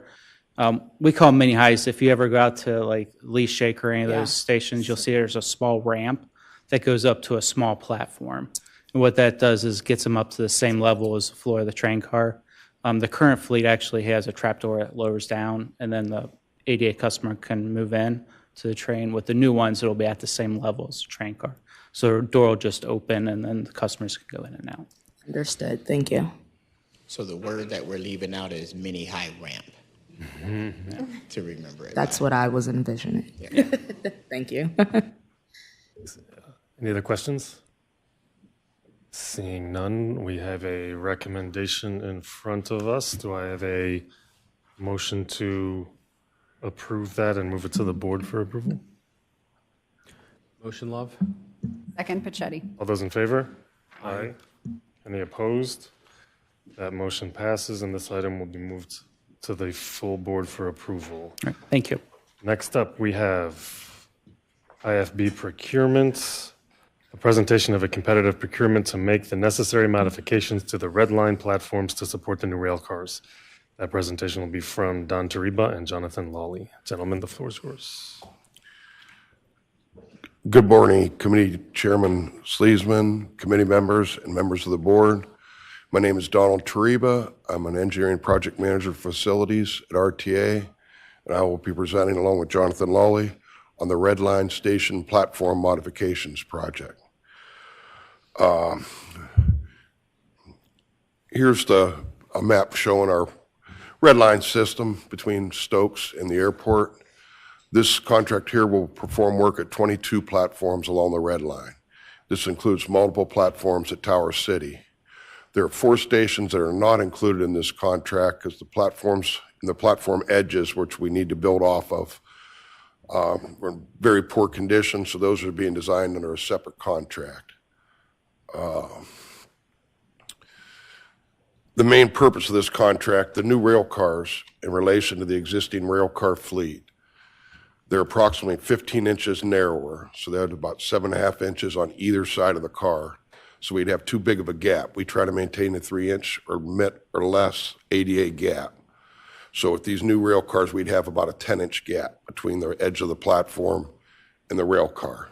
So we need to build a platform extension off it. So the work in this contract includes, but is not limited to, the fabrication and installation of bracket assemblies, fabrication, installation of a platform edge extension, concrete platform repair, and structural restoration. Many of these platforms some of them have been rehabbed in the last 10, 15 years, are in fairly good shape. Some of them are in very poor shape. So we figured while we're out here working, it's areas that needed restoration and needed repair, we're going to do them at this time.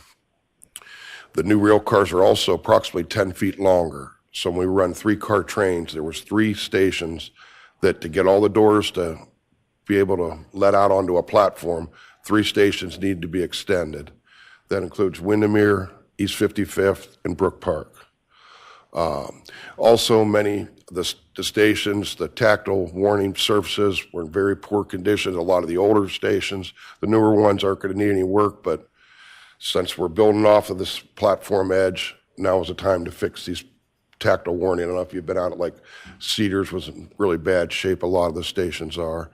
Also, we're going to replace and restore a lot of the guardrails and handrails that were in poor shape where needed. The main intent of this design, here's like the platform edge extension. Each platform, we have platforms, for the main part, they're cast in place concrete. Many of the older platforms, we have precast, some of the newer ones. We also have some fiber reinforced plastic FRP platforms. So the main intent of this platform extension was to be able to run the existing fleet, the existing Red Line fleet, while we're preparing for the new rail cars. So you could kind of notice this platform. The big part is to do all the platform repairs, do the tactile warning repairs, do all the extension work horizontally, I'm going to call it, like lengthening the platforms while maintaining the existing fleet, get all the bracket assembly. You'll see there's nothing really. All this work will be done prior to a shutdown in July of 2027, where we would transition from the existing red line fleet to the new rail cars. During that 2-week period, more or less just that extension piece that's approximately 7.5 inches going out will be installed, tied into the bracket assembly, and we're going to have a 2-week shutdown on the east side, start running the new rail cars along the red line east. Then there'll be a 2-week shutdown along the west side to, again, put the platform extensions on. You'll notice all the materials used here, the framing, the steel plates, the steel angle irons, the bolts, the nuts are either galvanized or stainless steel. Should hold up very well to our weather conditions we have. We're confident this is a good design to allow us to run our existing fleet and then have these shutdowns, and we'll transition into running the new rail cars. For the procurement portion, here's a couple other, you can kind of see the details. They kind of made a standardized design, whether the platform was precast or cast in place. It's very standard. That way the workers, when they're installing these brackets, it's pretty standardized. It's just some different maybe size angles and things like that that's connecting to them. And here's another one here. For the procurement portion, here's this is Brook Park. We weren't going to get all the doors on, so the platform needed to be extended about 20 additional feet to get that final door. These cars are 10 feet, approximately 10 feet longer, a 3-car train, it was 30 feet. While the existing cars fit on the platform, the new one wouldn't. So those 3 were extended. For the procurement portion, I'll turn it over to Jonathan Lawley. All right, the invitation for bid for this project was issued on November 10th, 2025. 22 interested parties reviewed the solicitation, while 3 submitted a bid. The lowest responsive and responsible vendor for this project is Schirmer Construction, LLC. They'll be using Forest City Erectors as a subcontractor on this project. Schirmer Construction, LLC has successfully completed projects for the Cleveland Clinic, Cuyahoga County, Cleveland Metro Parks, Lorain County Metro Parks, among others. The staff is requesting this committee recommend award to Schirmer Construction, LLC for this project in the contract amount not to exceed $11,111,000. Any questions? Thank you for that presentation. Are there any questions from the committee or the board? Yeah, Ms. Wiggum? I'm not on this committee, so I don't know if I can. Okay. I just wondered, I know if you can go back to the slide of the map, I'd imagine that we are integrating or thinking about the integration between this and the upcoming Brown Stadium. And so as we're thinking about changes to the red line, is this the station, if you go back one more, the map, the red line map? Oh. So are we I guess the question is, like, are we thinking about, as we're having conversations with HSG, are we thinking about the changes and how are we aligning these things as we have those conversations? So I'd say, and I'll hand it over to Mike and Doc to give a little bit more detail, but everything is on the on the table at this point to be able to think about how our operations would be impacted. To be quite frank, there's a lot of different opportunities for what it looks like to connect the customers from what I call it a campus to be, because the Brown Stadium is not the only thing that's supposed to draw people to the new campus. There, see, yep. And so we want to make sure that it has an easy walk. Right now, the walk that we're looking at is about 15 minutes. It's about 10, 15 minutes between our current Brook Park rail station and where the campus would be. Okay. But there's a lot of physical obstacles between those 2 points, given different properties that are owned by different agencies, and also physical impediments, whether it's freight track, whether it's hills and that kind of topography. So it all is part of the conversation now. Doc and Mike, if you wanted to add anything additional, go right ahead. Well, I think what I do want to focus on with this contract, and even regarding the Browns, we will be running our new fleet before they're playing football in Brook Park. Okay. So Everything we are doing with this presentation and with the next is part of our overall rail car program. It's part of the $450 million program. And this project is really, we really challenged the design team to come up with a modular design so that we could have the least impact on our customers during the transition, as Don talked about it. Right now, we've identified it as a 2-week on one side, 2-week on the other. One thing that we are going to do with this contract, on the western end of Tower City, in the track 10 West, which is the one that's in the middle, we are going to spend a month doing a proof of concept where the contractor will put in the bracketing, they will test the modular pieces, and we will have them do some dry runs on how long it takes to install and deinstall when we have a new rail car actually here. And then we'll also be able to run a new rail car in that track as part of our acceptance to make sure that the proof of design works. Once we do that, then we'll have a better idea about how long we have to do the shutdowns on the east and west ends. But we've identified a 2-week period. We'll see how that goes. But the contractor that is our recommended contractor is one that we've worked with. They actually like these detail challenging type projects, and our design team, I think, has come up with a very good approach. But that proof of concept will really allow us to understand how it's going to be implemented when it's time to implement. And that's one reason why we are awarding the contract now, because we're going to have 18 months to prepare for, these very intensive work periods on the east and west. Right. So I did want to make sure that we don't forget that we are ahead of the Browns on this. So everything we're doing will be set up for the new rail car, and anything that we're doing with them is based on the fact that we're going to be running our new fleet, and that new fleet will have the ability to serve the western part of our system from Shaker. And that doesn't, we don't want that lost. The things that we're doing on the light rail are related to the rail car, and we'll have the ability to run from the light rail all the way to the airport. So there's a lot of other operational considerations, and I'm sure Doc Caver can talk about that. Yeah, thank you. Again, thank you for the question. And so as we're looking at the modification of our red line stations, certainly we recognize that the potential for the Browns to move to the Brook Park station will change some of our operation. But I do want to let you know that currently on Brown Sundays, the Brook Park station is our largest inbound station. And so we are familiar with the types of crowds that can be at the Brook Park station. It's a reverse way they're coming downtown, but now we'll be going out. But the station is fairly new, it's beautiful if you go out to see it. And so the extension will allow us to operate 3-car trains. On the Brown Sunday, we operate 3-car trains.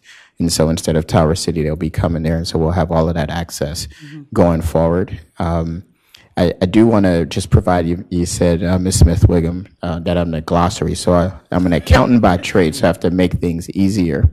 And so as Don Tariba was showing these pictures, certainly for me, at some point, they had to tell me, what are we really doing? And so I was looking in here to figure out how to explain it. So that counter behind Jeff Fleesman is a way to expect it. So what they're going to do is put that black bracket on a platform and place a counter to increase the width of the platform. Now, that bracket will be different in some of them depending on how that current station would be fixed. there are some things that they have to do so that bracket is in the wall. Some of those walls aren't strong enough to hold the bracket, right? So they may crumble if you try to put weight on it. Some of those, the length of it will need to be different. And so, as Mike mentioned, the team will be working out those bracketing systems which is that diagonal item that you see, and placing I call it a bookshelf on top of it, if you've ever placed a bookshelf.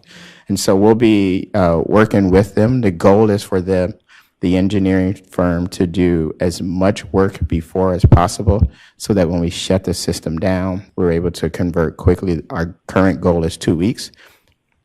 Don Tariba, the engineering project manager, mentioned we plan to shut down the east side for 2 weeks, and then we would take all of the red line cars to the west side, because once we change the stations, those cars can't operate on the east side, and then we'll operate just the new cars on the east side. And then for 2 weeks, then we will prepare to fix the west side. We will leave all of the current rail cars at the Brook Park station, which they'll never be able to enter the system again because they'll be too wide. And so we're certainly working those processes out. We are aware and continue to be in talks with the Browns about their stadium experience in the Brook Park area, and we want to continue to be at that table with them.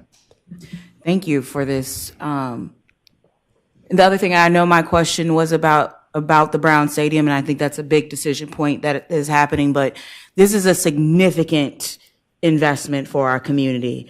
And I want to thank you all for being intentional and transparent with us about this, but also this is also an opportunity to leverage this new investment to excite people to take more transit, right? And so as we're thinking about marketing and communications and outreach to the community, how can we leverage this moment, this big moment for our community, is something that I'll be thinking about. Just to quickly, so I appreciate that, Trustee Wiggum. We do have Sharon Jenkins, who I met with yesterday, and really in Doc as well, for operations, to talk about the marketing strategy. So that's something that we will be coming forward with. The marketing team is a newer partner to the operational tactical team, right? That's been working on this for some years now. And they will be added on a pretty regular basis to be able to think through how to market it, because as we say, it's hard to hide a rail car. It's a little large. And the moment we figure out that, or the public figures out that it is in Cleveland, we have I call it shakedown, we call it burn-in, there's a lot of different terms, but we've got to kind of work all of the kinks out with that first car. That process will be going on the minute that it comes here in the summer. We'll have folks that want to take pictures of it, they want to stand in it, they want to ride in it, so we have to figure out what that marketing looks like so that we can also stay folks off for a little bit until we start, because once we do get rolling, it would be great. Just a note for the team that we share that schedule with the board when it's appropriate and ready, so that they can always understand also how often we'll be getting these new cars in. It will be quick, it will be heavy, it will be fast.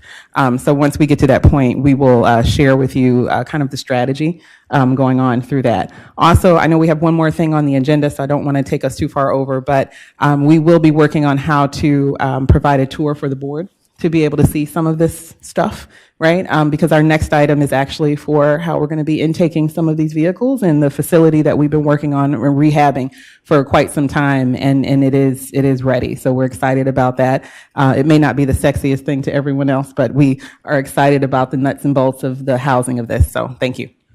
Thank you. Thanks.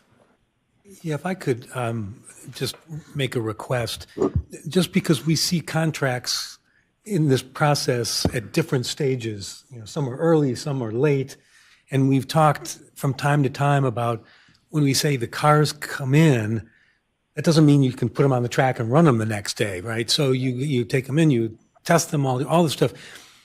It would be really, really helpful, I think, for the board if we had a timeline with kind of key benchmarks, like when the trains come in, when they actually are put in service versus here but not being operated. When does the system go live? Maybe I assume we won't have all the cars before we can actually start the operation.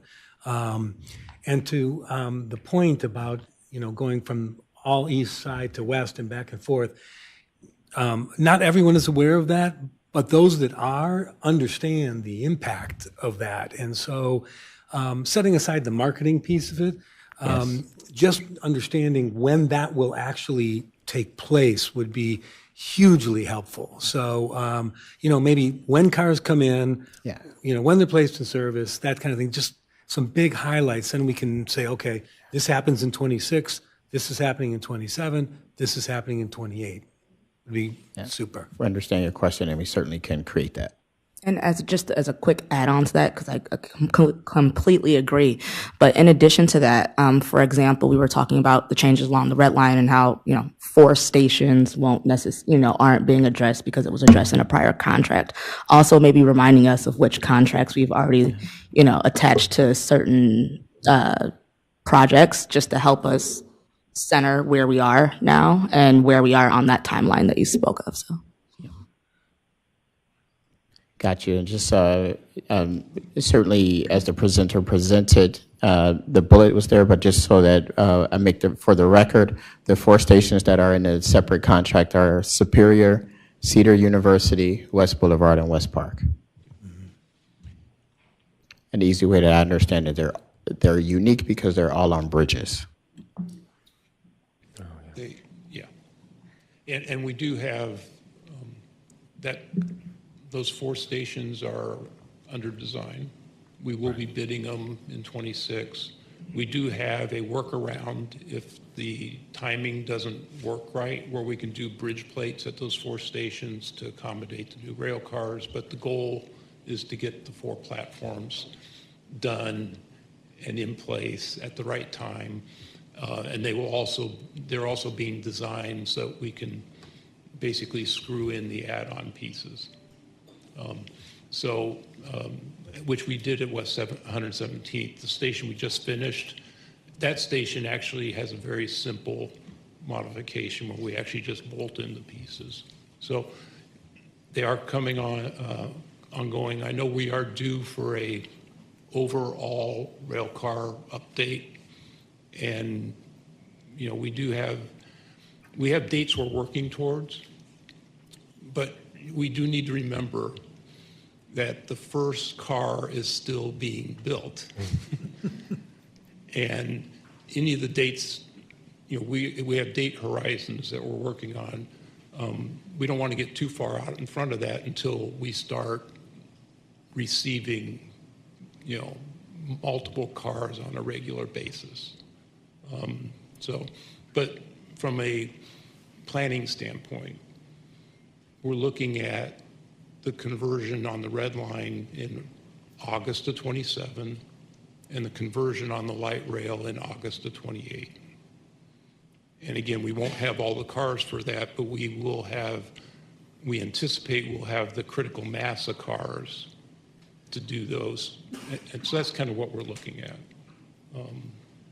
with the first car, targeted for arrival in June. And that, again, that's the horizon. And we'll keep, that horizon will get more fine-tuned as they all start arriving. So for the purposes of this, and I know we've got one more item, I don't want us to run slow, if I can say that, or run late. If I can ask the rail car replacement team to work on a project update, and let's target March board, if we can do that. That way we can also kind of unveil it a little earlier at the retreat in February. That way we can know what questions may come up as well, to make sure that we have a comprehensive update, and that will prepare us for the first car arrival in the early summer months. And that way we should be back on track as far as the schedule expectations. We want to make sure, as was mentioned, that we don't get ahead of things and promise things to the public that we're not quite sure of. The team will be traveling also next week, just signed off on that travel, to be able to put the final touches on any manufacturing details as they finish out with that first car, and contractual details as well. So it'll be good timing overall. Thanks.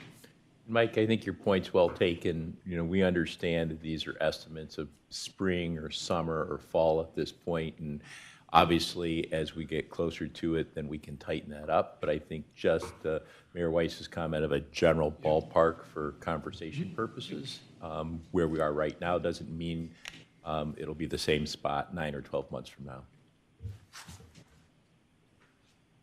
Great, thanks to everyone for all of that. I know we're all excited, and it gets back into some technical details, but I appreciate this as a solution to the difference in vehicle width. And with that, we have a recommendation in front of us. Do I have a motion to approve? Motion, Love. Second, Pachetti. All those in favor? Aye. Any opposed? Motion passes, and this item will go in front of the full board for approval. Thank you, gentlemen. Our final item for today is an IFB procurement, a presentation of a competitive procurement to make the necessary modifications to Central Rail Maintenance Facility to support the new rail cars. And the presenters for that will be Derek Meinke and Jonathan Lawley. Again, the floor is yours. Thank you, Committee Chair Sleesman. Again, my name is Derek Meinke, and I'll be presenting with Jonathan Lawley on the Central Rail Maintenance Facility new rail car modifications. So again, this project is located in the city of Cleveland on Grand Avenue.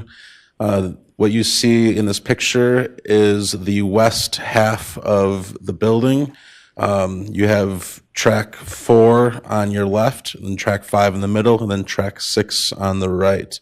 And then behind us in this picture is the east half of the building, and it's basically a mirror image.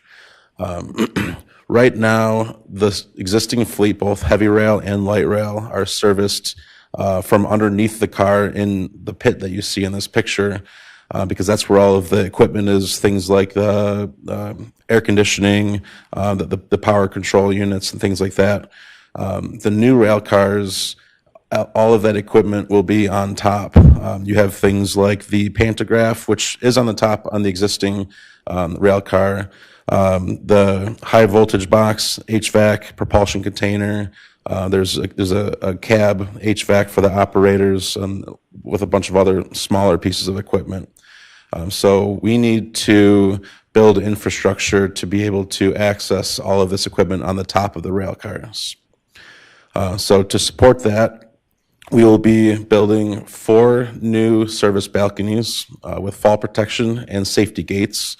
The safety gates will swing open, so you'll access the balconies via the stairs that you see in this picture, and then there's gates that will swing open and will essentially be fall protection in the front and the rear of the rail cars. So you'll no longer need to wear a fall protection harness when you're on the rail cars like you do now.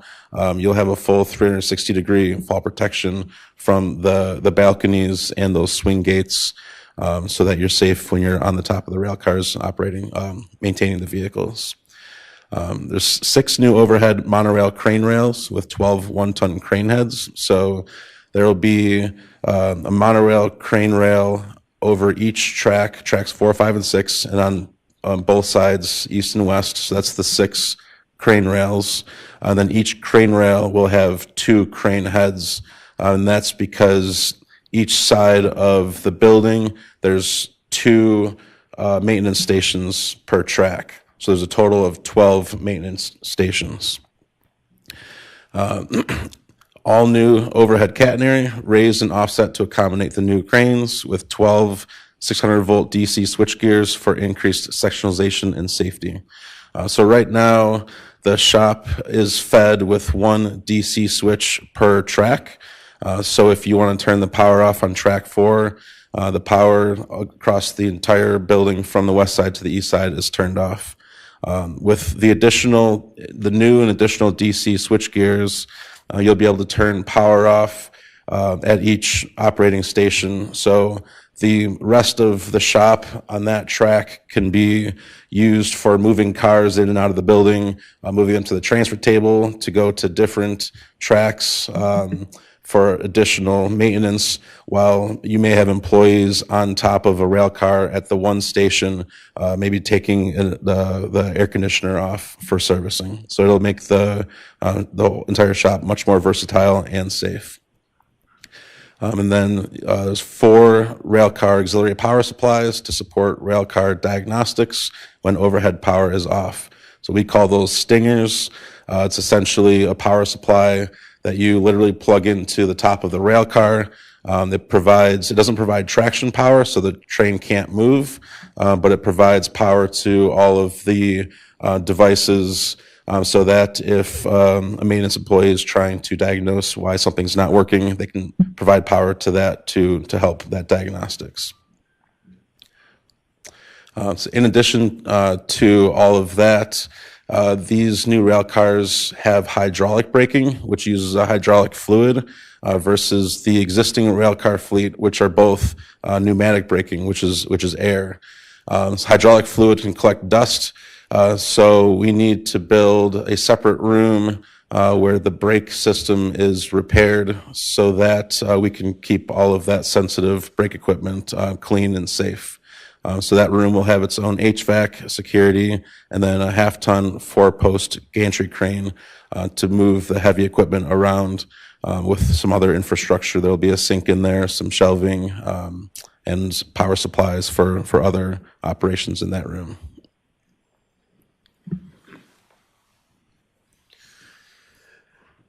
This project was advertised November 17th, 2025. 15 parties reviewed the solicitation. 6 submitted a bid for this project. The lowest responsive vendor for this project was Standard Contracting Engineering Incorporated. They intend on using Hatchell & Buehler, John F. Gallagher Company, Summit Painting, Mead Roofing Services, and Fire Tech Incorporated as subcontractors to complete this work. Standard Contracting Engineering Incorporated successfully completed projects for GCRTA, Ford Motor Company, Oberlin College, General Motors, and Lubrizol, among others. Of note, they've just completed the Brook Park Rail Shop modifications, also associated with the railcar program. Staff is requesting this committee recommend award to Standard Contracting and Engineering Incorporated for this project in an amount not to exceed $9,505,365. Questions? Thank you for the presentation. Do I have any questions from the committee or the board? All right. Well, seeing none, we have a recommendation in front of us. Do I have a motion to approve? So moved. Pachetti. Second, Love. All those in favor? Aye. Any opposed? Stands approved, and we'll go to the full board for final approval. That concludes our business, unless anyone has any other items. If not, I will move to adjourn. Do I have a second? Second, Love. All those in favor? Aye. Any opposed? Hearing none, this committee meeting stands adjourned at 10:58. Thank you.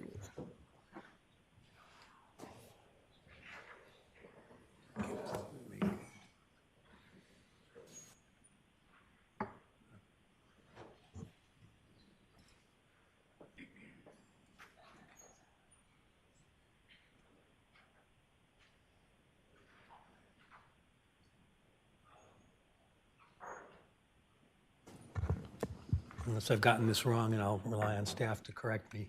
But let me call to order the Compensation Committee today, Tuesday, January 6, 2026, at 10:58. The clerk, please call the roll. Mayor Weiss. Present. Ms. Pachetti. Present. Ms. Elder. Here. We have a quorum. Great, thank you. We have just a little bit of housekeeping matters. I think at our last compensation committee, I forgot to have the minutes approved for October 21st, 2025. So they're very brief. Is there a motion to approve the minutes? So moved. Pachetti. Second, Elder. All those in favor, say aye. Aye. Any opposed? All right, those minutes are approved. Then we have the minutes for December 16, 2025. Again, brief minutes for an executive session. Are there any comments or changes to the meeting minutes? No. If not, is there a motion to approve? So moved. Pachetti. Second, Elder. Moved and seconded. All those in favor, say aye. Aye. Any opposed? All right, motion carries. Those minutes are approved as well. The primary purpose of the committee today is an executive session to consider the employment, evaluation, and compensation of a public employee or official. For that executive session, I'll make a motion to go into executive session for that purpose. Do I have a second? Second, Pachetti. On this, we need a roll call. Mayor Weiss? Yes. Ms. Pachetti? Yes. Ms. Elder? Yes. Motion carries. Great. So we will go into executive session. I will indicate for those that may be listening in, we don't anticipate taking any action following that executive session at this time. So more than welcome to wait to hear us close out, but otherwise nothing's going to happen. With that, you're going to relocate. Yes, so we will go up to the executive conference room for that meeting. And as far as staff, that would be myself, George Fields, and Tony Garofoli. Okay, great. Thank you, everyone.